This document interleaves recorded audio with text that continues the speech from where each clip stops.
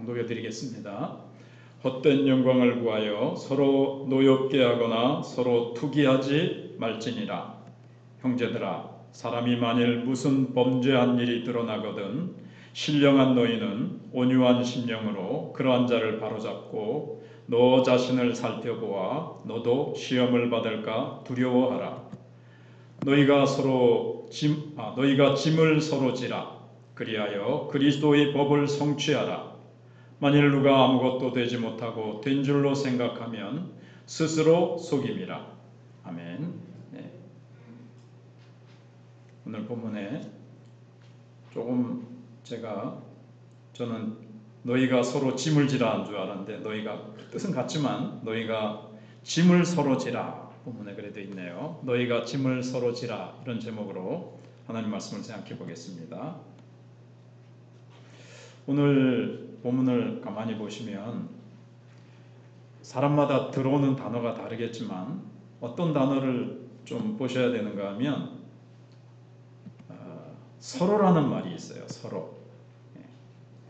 26절에도 서로 노엽게 하거나 서로 투기하지 말라 그렇게 되어 있죠. 그 다음에 이제 2절에 가서 오늘 제목대로 서로 너희가 짐을 서로 지라. 서로란 말이 여러 번 나오죠. 신약 성경에 이런 의미의 서로가 한 12번 정도 나온다 그래요. 서로. 우리 신앙생활 우리가 서로 나 홀로 신앙생활 하는 게 아니에요. 다른 사람은 모르겠다. 나 혼자 신앙생활 하겠다. 홀로서기 독립 이런 게 아니고 또 우리 사람은 사회적 동물이라고 그러잖아요. 혼자 살 수 있나요? 의사의 도움, 부모의 도움으로 이 세상에 태어나고 부모의 도움과 누군가의 도움으로 자라고 또 우리가 지금도 농부가 지어준 밥을 먹고 옷을 만들어준 사람이 옷을 입고 서로 살아간단 말이에요. 그래서 바울은 지금 지난주에 성령을 따라 살아가는 성령의 사람과 육체의 소욕을 따라 살아가는 그 육체의 사람에 대해서 얘기를 했는데 이 교회 생활이라는 것이 뭐냐? 성령을 따라서 살아가면 9가지 열매를 맺는다 그랬습니다. 그건 이제 관계에 대한 열매라 그랬잖아요. 앞에 3가지는 하나님과의 관계, 사랑, 희락, 화평, 충성, 온유, 절제는 다른 사람을 향해서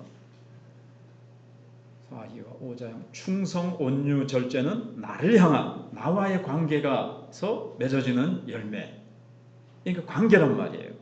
서로라는 말은 관계란 말이죠.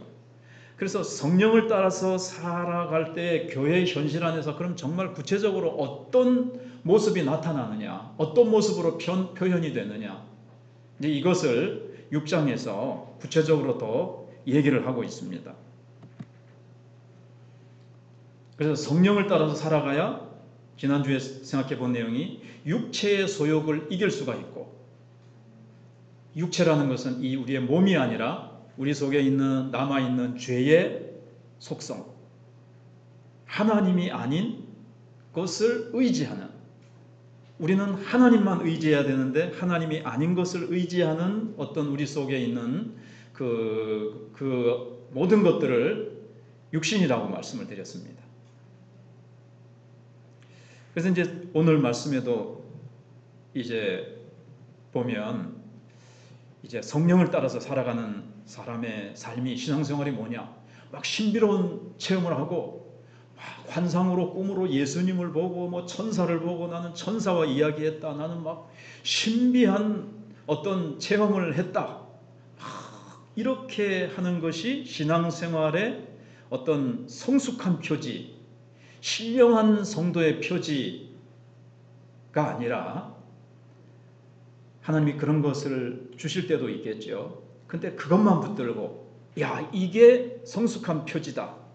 성령을 따라 살아가니까 막 이상한 신비로운 체험을 하는 그게 아니라 성경은 곳곳에서 또 오늘 본문에서 다른 사람과 어떤 관계를 맺으며 살아가느냐.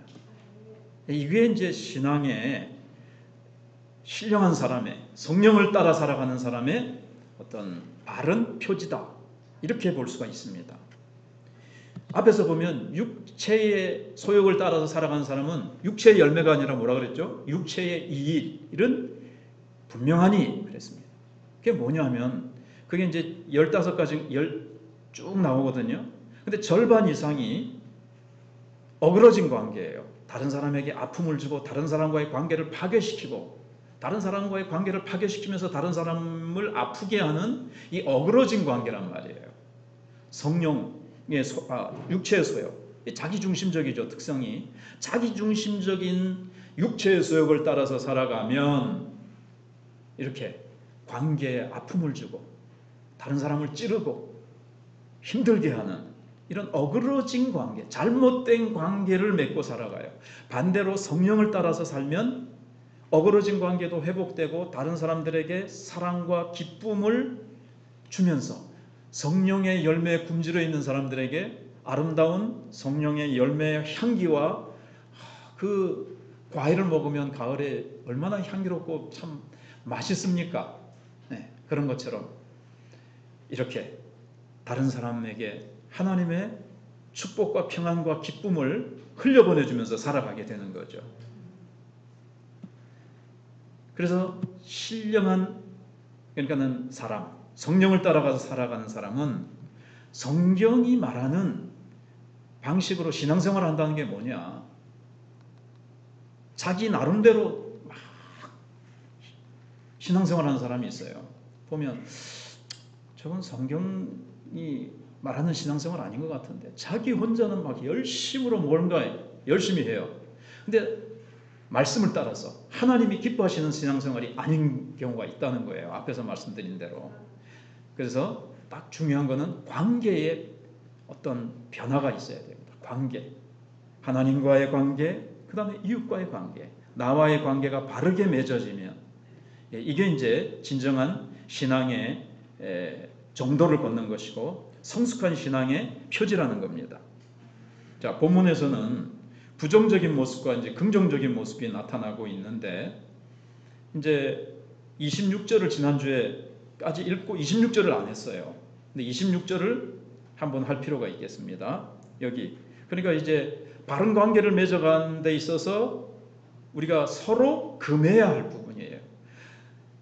헛된 영광을 구하여 서로 노엽게 하거나 서로 투기하지 말라 그랬죠. 이렇게도 얘기해 볼 수 있습니다. 지난주에 제가 열매 얘기를 하면서 제가 가끔가다 이제 바로 옆에 없으니까 거제도에 밭이 있어가지고 가끔 가는데 무화과 열매를 얘기를 말씀드렸어요. 보면은 가니까 그래도 앵두가 열렸는데 그런 걸 볼 때는 좀 재밌어요. 빨간 앵두가 열리고 이렇게 됐는데 열매가 맺어지려면 뭐가 중요하냐면 기후가 중요하고 환경이 중요하죠. 처음에 그 밭은요 돌이 가득한 이제 산 끝자락에 있어가지고 돌이 가득했어요. 한 오래전에 포크레인으로 그 돌을 다 파냈습니다. 그리고 나머지 또 좀 가서 때 파내고 그 다음에는 오래 놔뒀더니 칡이 가득하고 그 다음에 억새 뿌리가 가득하고 이걸 다 제거하고 환경을 좋게 해야 돼요. 그러니까 이제 앵두도 열리고 무화과도 열리고 한단 말이에요. 자, 이 얘기를 왜 하느냐? 교회에서 성령의 열매가 맺어지려면 이 밭이, 이 토양이 좋아야 되고 이 기후나 환경이 좋아야 된단 말이에요. 뭐가 와가지고 막 해코지하고 이게 자랄 수 없는 환경이면 성령의 열매가 맺힐 수 있는 환경이 돼야 되는데 지금 이게 그걸 방해하는 것을 금해야 된단 말이죠. 그게 뭐냐 하면은 헛된 영광을 구하는 것이고 그래서 헛된 영광을 구하여 헛된 영광을 구하면 어떻게 두 가지 현상이 나타나면 서로 노엽게 하거나 서로 투기하게 된다는 거예요. 그런데 여기 헛된 영광 앞에 뭘 하나 붙이면 더 의미가 살아나냐면 자기의를 붙이면 어떻게 됩니까? 자기의 헛된 영광이에요. 자기의 헛된 영광. 여러분 성령을 따라 살아갈 때는요 자신을 위한 헛된 영광을 구하지 않습니다. 그래서 여기 헛된 영광이라는 것은 자신의 능력이나 중요성을 과대평가하는 거예요. 그래서 3절에 보면은 뭐 스스로 된 줄 못하고 된 줄로 생각해서 스스로 속이지 말라 이거거든요. 이 헛된 영광이 어디서 나타나냐면 나는 막 지금 대단한 것으로 자신을 바로 보지 못하고 올바르게 자기를 평가하지 못하고 과대평가하는 겁니다. 이게 이제 갈라디아 교회에 숨어든 이제 유대주의자들의 모습일 수가 있겠죠. 할례 받았다. 니는 할례 못 받았지? 이러면서 나는 이런 율법도 지키고 이런 율법도 지키고 난 지난주에 금식도 몇 번 했고 나는 11조도 했고 뭐도 했고 이러면서 막 그러면서 자기의 신앙이 막 대단한 줄 알고 교회 와가지고 막 사람들에게로부터 인정과 칭찬과 존경을 얻으려고 했단 말이에요. 이게 이제 율법주의의 특성입니다. 그래서 바리새인과 서기관들이 그랬죠. 그래서 예수님께 호되게 책망도 듣고 했습니다.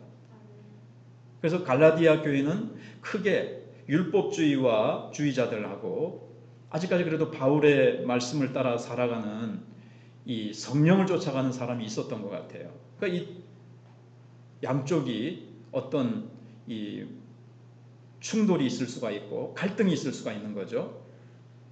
아무튼 헛된 영광을 구하는 사람들을 생각해 보면 이 사람들은 실제 자기 수준보다 더 많이 인정받고 싶고 칭찬받고 싶어 합니다. 사람들에게 누구나 그런 게 있죠. 그 육체의 소욕은 우리에게도 다 있는 거예요. 그러나 성령을 따라서 이제 이것을 우리가 억제하고 십자가에 죽이고 이렇게 이제 살아가는 거죠. 그래서 육체의 소욕을 따라 살아가는 사람들은 자신의 능력을 바르게 평가할 줄 모르고 높이 인정받으려는 경향이 있습니다. 그래가지고 성전에 올라간 바리새인이 너무 자주 예를 제가 들어서 여러분들이 뭐 이제 귀에 딱지가 앉을지 모르겠지만, 나는 저 세리와 같이 아니하고 막 이렇게 비교하면서 자기를 과대평가하려고 그래요. 근데 우리의 실력은요, 우리의 신앙의 수준과 실력은 다른 사람하고 비교하면 바른 평가가 안 나와요. 그래서 자기의 헛된 영광을 추구하면 어떻게 될까요? 두 가지 결과가 나오는데 서로 노엽게 만들어요. 노엽게 만든다의 이 원어를 한번 보니까 결투를 신청한다. 이런 단어가 쓰였더라고요. 싸움을 건다. 도전장을 던진다. 이제 이런 거예요. 왜냐하면 자기가 이제 상대적으로 높이 평가하니까 다른 사람보다 내가 우월하다는 것을 입증하려다 보니까 상대방에게 상처를 주는 거죠. 여기 노엽게 하지 말라가 또 어디에 나옵니까? 부모들에게 주시는 명령에 에베소서 6장이라든가 골로새서 4장 같은 데 보시면 내 자녀를 노엽게 하지 말라 그러잖아요. 이 속에 이제 막 분노, 이 상처를 주는 거거든요. 그래서 비교하면서 바리새인이 뭐 세리를 낮게 막 취급하면서 네가 뭐 이렇게 하면서 자기를 높이면 자기의 우월성을 입증하려다 보면 다른 사람들에게 이제 상처를 주는 거죠. 신앙 내가 최고야. 뭐 내가 최고야. 뭐는 내가 최고야. 그 반대가 되면 어떻게 되냐면요. 또 어떤 사람은 이 열등감이 있어요. 열등감.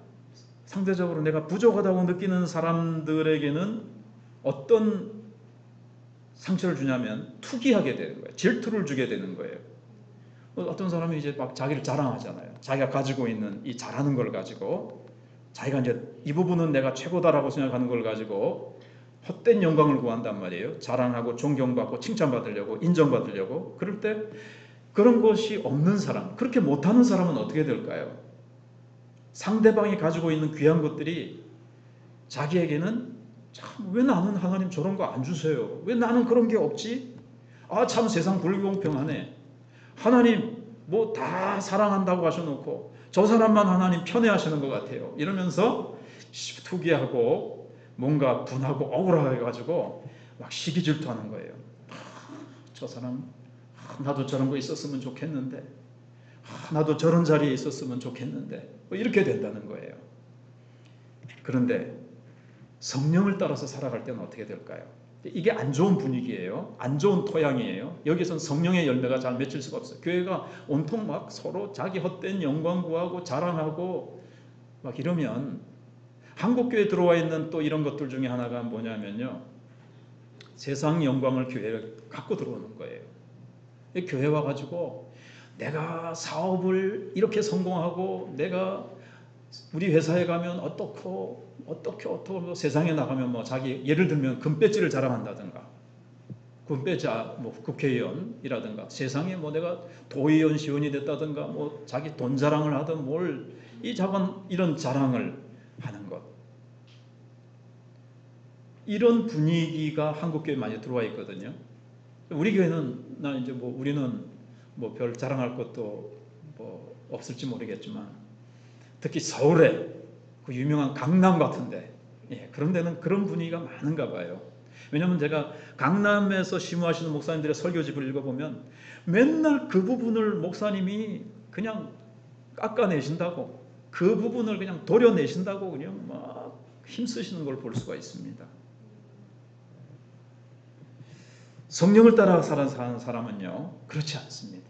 헛된 영광을 구하지 않고 자기보다 남을 낮게 여깁니다. 이게 좋은 환경이에요. 성령의 열매가 맺어지는 환경이에요. 사랑과 희락과 화평의 이런 열매를 맺으면서 이제 이런 분위기, 서로 남을 낮게 여기면서 서로 사랑하고 서로 섬기고, 뭐 어려운 거 없어요, 뭐 없어요 하면서 막 섬기고, 이렇게 뭐 또 남을 위해서 막 또 기도 제목 얻어가가지고 기도하고, 이런 분위기. 그래서 이웃이 귀하니까, 남을 나보다 낫게 하니까 귀한 이웃을 위해서 끝없이 섬기고 봉사하고 희생하는 것이 기쁨이고 보람이고 특권이라고 생각하는 거예요. 제가 그분이 이제 이 자리에 있기는 있어서 죄송하긴 한데, 어떤 분이 이제 교회 청소를 하게 됐어요. 지금 교회 코로나 때 청소하는 사람들이 안 나와가지고 이제 당번 맡은 사람들이 교회 청소를 하다 보니까, 우리가 집에서도 청소 싹 깔끔하게 정리정돈하고 청소하고 나면 기분이 얼마나 깔끔하고 좋습니까? 근데 교회 청소하니까 이거 굉장히 또 소위 색다른 기쁨과 여기서 아주 보람과 희열, 성령 안에서 주어지는, 교회 청소하니까 또 교회라니까 그렇죠. 그렇습니다. 주를 위해서, 교회를 위해서 이렇게 섬기면 기쁨이 있다고, 우리 서로 이제 나눴습니다. 그래서 성도들끼리 비교하면서 자기 자신이 더 잘 믿는 사람인 것처럼 여기는 사람은 이게 세상의 정신이에요. 이걸 이제 육체적이라 그래요. 이 몸, 바디 말고 이게 이제 육체적이다. 세상적인 정신, 하나님을 앞세우고 하나님을 높여드리고 하나님 중심적이 아닌 내 중심적이고 나의 헛된 영광을 구하는 이런 것들. 그래서 아까 말씀드렸죠. 한국교회가 왜 세속화됐냐면 세상 정신을 끌고 들어왔어요. 나 잘났다 이거죠. 세상에서 내가 어떻게 세상에서 유명한 사람이 되고, 내가 세상에 나가면 얼마나 잘 나가는 사람이고, 내가 세상에 나가면 얼마나 알아주느냐, 뭐 이런 것들을 자랑한다면, 또 그런 게 없으면 또 이 신앙적인 것 가지고라든가, 어떤 교회는 이 한국교회 잘못된 부분 중에 하나가 또 직분이 또 자랑이 되는 거야. 그래가지고 안 믿는 친구들이나 친척 보면서 네 아직도 집사가? 나 아직도 집사다. 네 교회 오래 다녔는데. 그러다가 이제 장로 됐다. 네 장로 됐나? 네 한계급 올라갔네. 목사는 언제 되노? 이렇게거든요. 또 장로 된 다음에 목사 되는 줄 알고, 이게 이제 다 그런데, 그래서 어느 교회는 막 직분을 막 줘요. 막 자격이나 뭔가 되지도 않았는데 막 직분을 남발해가지고 직분 받기 위해서, 왜냐하면 직분을 또 자랑하려고, 이런 것들이 교회를 세속화되는 것이고 세상 기준이 교회에 들어온 겁니다. 직분은 좋은 것이죠. 직분을 사모하라 그랬고, 주님을 섬기고 내가 주님을 위해서 이렇게 사랑으로 희생하기 위해서 하는 것이니까 제가 직분을 부정적으로 얘기한 건 아닙니다. 직분 자체는 좋은 것이고 그걸 사모하라고 돼 있죠. 그래서 관계가 세상적인 방법으로 이렇게 26절대로 맺어지면 위험하다는 것을 보여주는 거예요.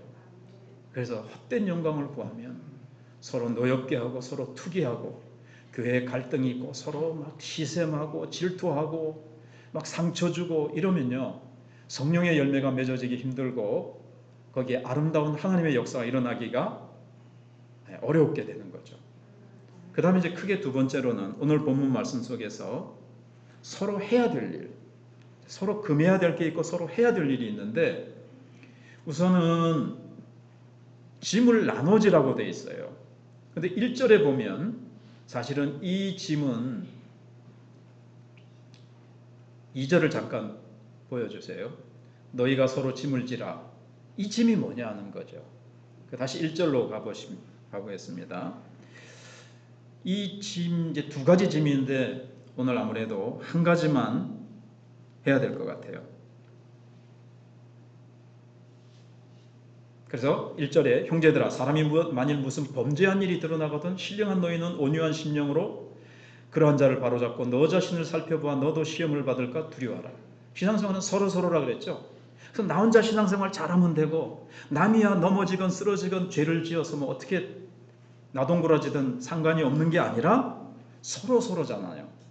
사랑이 무관심이 아니잖아요. 서로 소중히 여기고 관심을 가지는 건데, 여기 일단은 신령한 너희는 그랬는데 뭐 쉽게 생각하면 앞에 5장 끝에 있는 대로 성령을 따라 살아가는 사람이에요. 또 다른 말로 하면 성숙한 사람. 이걸 이제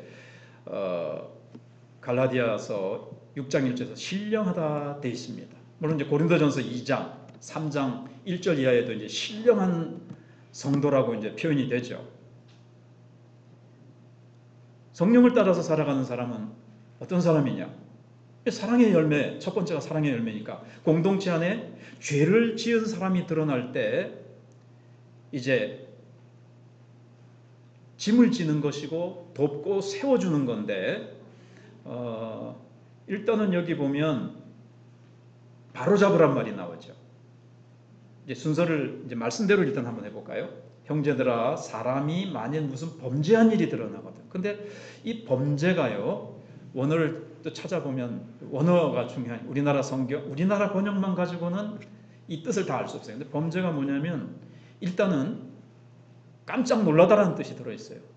이게 무슨 뜻인가 하면요, 일부러 고의적으로 막 그 죄를 습관적으로 짓는 게 아니라 이제 주님을 기쁘시게 하면서 주님과 동행하면서 이렇게 신앙생활을 잘 해나가다가, 우리가 다 완벽합니까? 어쩌다가 잘 해나가다가 실수하죠. 네. 그 자기도 아차 실수했다, 이런 실수. 그래서 자기도 놀라는 거예요. 그러니까 고의로 지은 죄가 아니라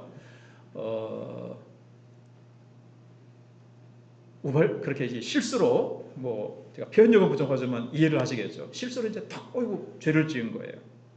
물론 딱 죄다 이렇게 얘기도 할 수 있지만 아직 딱 특별한 어떤 죄라기보다는요, 막 비틀비틀거리는 거예요. 막 실수하고 막 그 죄 때문에 막 이게 막 넘어지려고, 비틀비틀거리고 이렇게 넘어지려고 하는 그런 상태. 혹은 뭐 또 넘어졌다고도 볼 수 있어요. 그런 상태에 있을 때 그런 것들이 딱 보면, 저 형제가 지금 막, 예를 들면 주일날 저 형제가 잘 다니다가 제가 어떤 예화를 듣까 하다가 뭐 참, 일단 예배 드리는 걸 한번 생각을 해봤습니다. 예배를 잘 드리다가 한 번 빠지고 두 번 빠지고 하면서 자꾸 하나님 앞에 예배를 드리지 않고 말씀을 못 먹다 보니까 자꾸 비실비실해지고 자꾸 세상적으로 나가는 거예요. 이런 것들을 딱 보게 되면 어떻게 해야 돼요? 아이고 뭐 언제 나오겠지 뭐.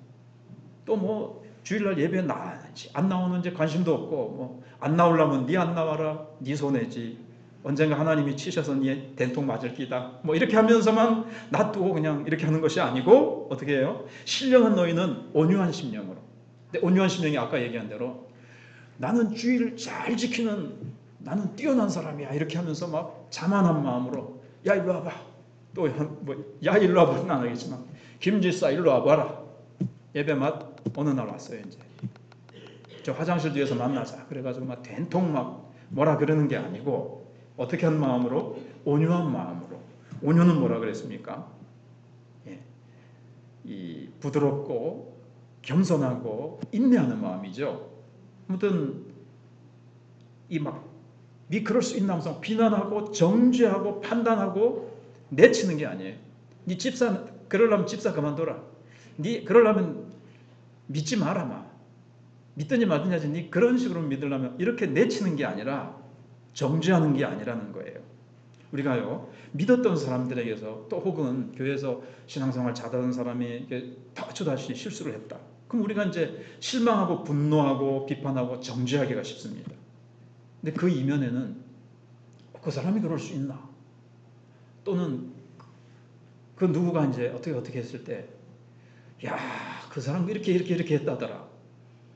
이런 어떤 정죄와 다른 사람 앞에서나 막 비판과 비난 속에는요, 자기 교만이 숨어 있을 수 있어요. 어떤 특정한 사람이 허물을 막 비판하는 것은 나는 그런 사람이 아니다.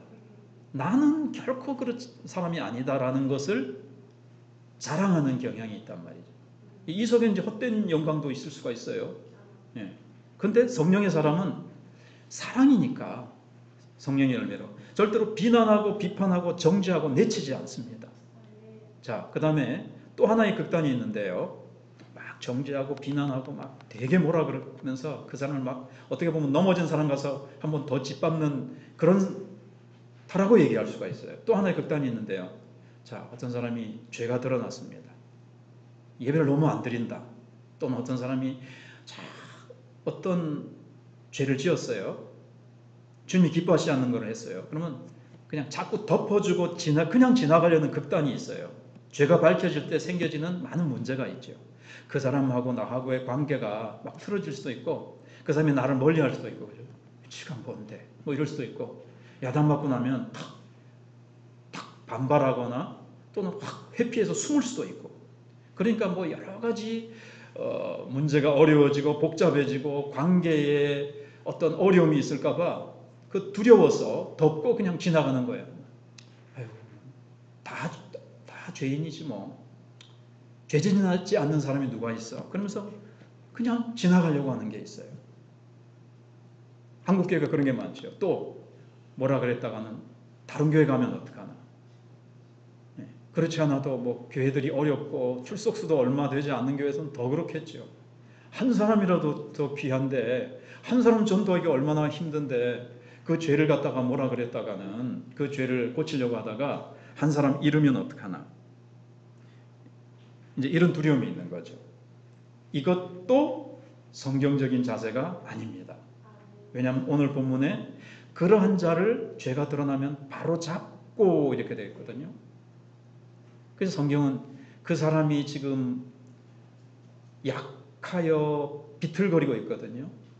죄의 짐을 지고 넘어지려고 막 비틀거리기도 하고 그 죄의 짐으로 지금 넘어져 있는 상태에 있을 때 무거워서 지금 영적으로 팍 그 짐에 눌려서 팍 주저앉아 버렸단 말이에요.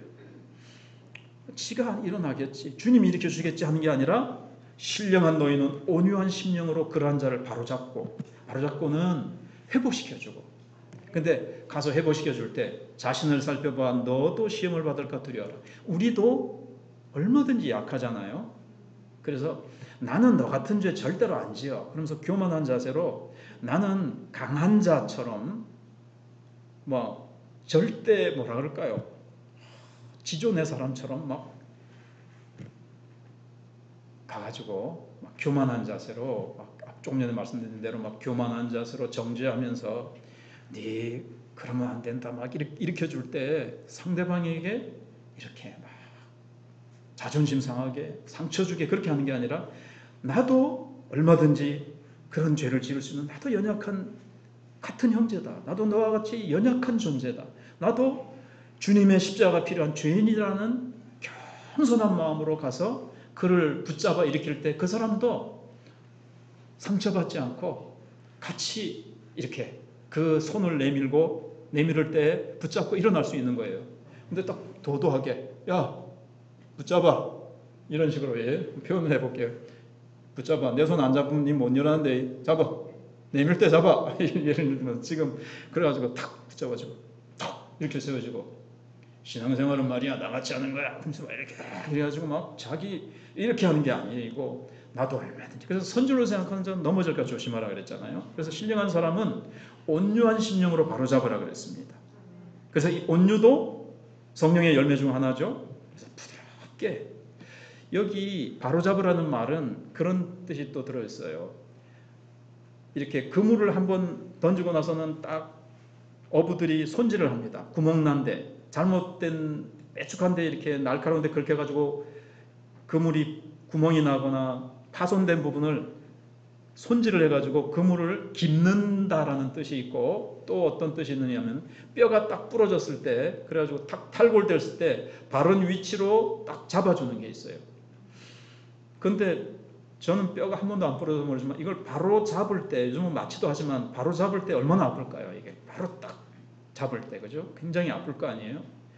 근데 막 인정사정 없이 잔인하게, 그러니까 어떤 사람을 무거운 죄짐에서 넘어져 있는 사람을 일으킬 때 막 뭐라 할까요? 막 잔인하게 막 그럴 수 있거든요. 막 뭐라 그러면서 막 그렇게 하는 게 아니라, 수술로 하면 의사가 말이죠, 정말 냉정하게 막 네 아프든 말든 하면서 막 우다둑 그냥 으악 소리가 나게 하는 게 아니라 살살 부드럽게, 정말 가능하면 덜 아프게 하면서 이걸 바른 자리 하려고 부드럽게 사랑으로, 온유로, 겸손으로, 그렇게 낮아진 자세로 그를 이렇게 일으켜주라는 거예요.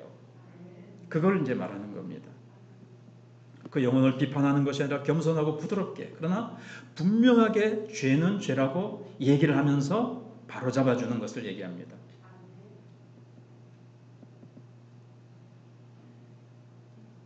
율법의 정신은 어떠냐면요, 죄에 대해서 율법은 어떻죠? 죄 지은 사람을 발견하면 어떻습니까? 생각나는 사건이 있으세요? 요한복음 8장에 간음하다가 현장에서 잡힌 여인이 있습니다. 사람들이, 바리새인들이 막 잡아 끌고 와서 예수님 어떡할까요 하죠. 돌로 쳐서, 율법에는 돌로 치라 그랬는데, 이게 이제 율법의 정신이에요. 율법적인 마인드를 가지고 있는 사람, 정신을 가진 사람은요, 그래서 막 정죄하고 비판하는 거예요. 그래서 그 사람을 이제 그 공동체에서 제거시키고 자기네들의 거룩을 유지하려고 하는데, 그 사람을 제거시킴으로써 하는데, 그러나 복음은 그렇지 않습니다. 주님은 어떻게 하셨습니까? 죄 지은 우리를 다 심판해서 다 지구 밖으로 몰아내버리고 지옥에 쓸어 넣으셨습니까? 그렇게 하기 위해서 이 세상에 오셨습니까? 예수님께서 내가 온 것은 심판하러 온 것이 아니라 구원하러 오셨다고 말씀하시면서 죄가 가득한 세상에 주님이 오셔서 주님이 죄인들의 짐을 지시고, 짐을 2절에서 대신지라, 그래서 2절에 이 짐을 죄의, 1절에 나오는 죄의 짐이라고 그렇게 해석할 수 있는 거예요. 어떤 사람은 그냥 막 세상에서 막 힘든 짐 이렇게 해석하기도 하지만, 이 1절이랑 연결돼서 죄의 짐이라고 보는 게 좋습니다. 또 다른 짐은 다음 주에 한번 생각해 보겠고요. 그래서 우리가 죄의 짐에서 고통당하고 있는 우리를 구원하시기 위해서 예수님 오셔서 우리 죄 다 걸머지시고 우리 죄를 깨끗하게 씻어주셔서 우리를 죄에서 구원해 주셨지 않습니까? 우리를 회복시켜 주셨잖아요. 이게 이제 복음입니다. 이게 복음의 정신으로 그렇게 하라는 거예요. 너희들 죄 없었던 것으로 하자면서 죄를 그냥 넘어가신 것도 아니고 분명히 오셔서 우리의 죄에 대한 대가를 지불하셨어요. 그래서 이제 우리가 이제 어떻게 도와주는가 이제 구체적으로 한번 생각을 해보면요, 바로 잡아주라.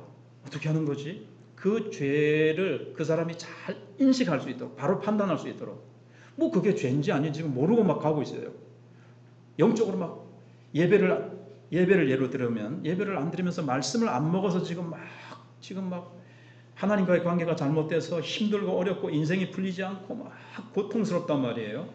근데 그걸 이제 바로 판단하고 평가할 수 있도록 보게 도와주는 거예요. 당신이 지금 왜 이렇게 어려움을 겪고 있는지를 이제 보게 하는 거죠. 그 다음에 그것을 하나님 앞에서 이제 바로 판단하고 평가하게 한 다음에는 그걸 하나님께 고백하고 회개하도록 이제 도와주는 거예요. 세 번째는 그 다음 단계인데요, 성령을 의지하여 그 죄로부터 떠날 수 있도록, 그죠?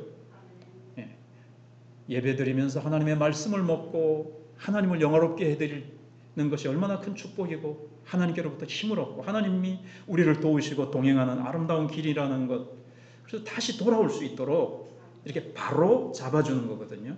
이게 이제 짐을 나눠주는 것이에요. 이건 징벌이 아니고요, 회복입니다. 가서 그 죄를 지적해 주잖아요. 판단하고 올바로 평가하게 해주려면 이게 이제 그게 이제 징벌은 아니고 이제 회복의 단계예요. 그래서 교회는요, 언제든지 사람들이 죄를 지을 수 있다는 사실을 인식하는 공동체입니다. 서로. 그러니까 이런 분위기가 되면 안 되는 거죠.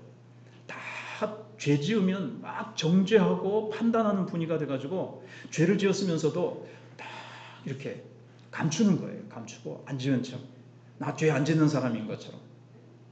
죄를 지은 게 드러나면 그 다음날 마천 교회 노란 신문에 나는 거예요. 그래서 막 뒤통수를 때리는 거예요. 누가 뭐 했대 하면서 막 소문이 나고 정죄하고 비판하고 막 소문이 막 이렇게 돌고 하면 아까 얘기한 대로 이게 이제 열매가 잘 맺을 수 있는 토양이 아니고 그런 기후가 아니에요.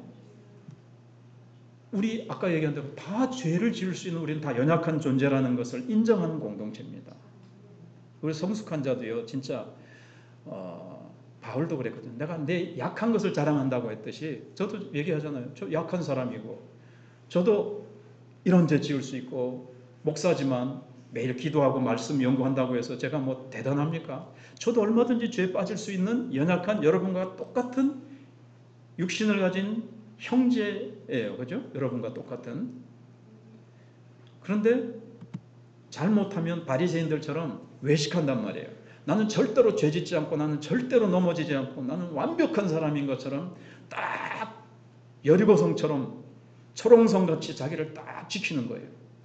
그래서 내 약함과 나의 죽음을 적에게 알리지 말라 하는 것처럼 나의 약함을 절대로 알리지 않고 나의 입어단 것을 성도들에게 알리지 말라, 교회에 알리지 말라, 내 약한 것을 교회에 알리지 말라, 기도 제목으로 알리지 말라, 이렇게 하면서 다음 주에 이제 할 건데 자기 홀로만 신앙생활을 하려고 한단 말이에요. 근데 오늘 어떻다고요? 맨 처음에 했던 말이 신앙생활은 서로 약하니까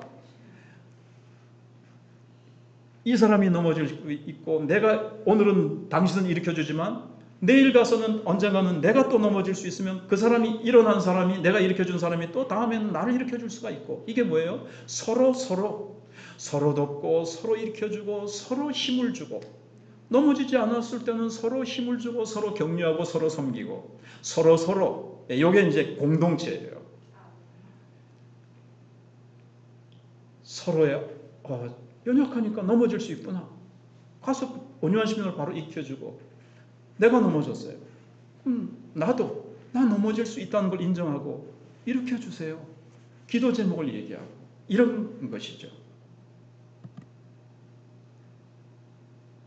그래서 우리가 짐을 함께 진다고 할 때 죄를 개인에게만 떠맡기는 것이 아니라 우리 공동체 전체가 또 죄가 무섭잖아요.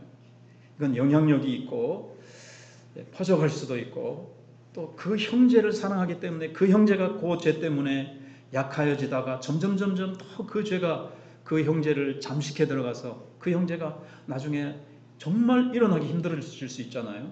우리도 뭐 병에 걸렸을 때 초기에 발견하는 것처럼 아무튼 우리가 어떤 형제의 부족과 연약을 발견했을 때 어떻게 해야 돼요? 사랑으로 그 형제를 찾아가고 그래서 마태복음 18장의 끝으로 그 구체적인 과정이 말씀하고 있어요. 마태복음 18장에. 어떻게 하라고 그랬죠? 처음에는 나 혼자.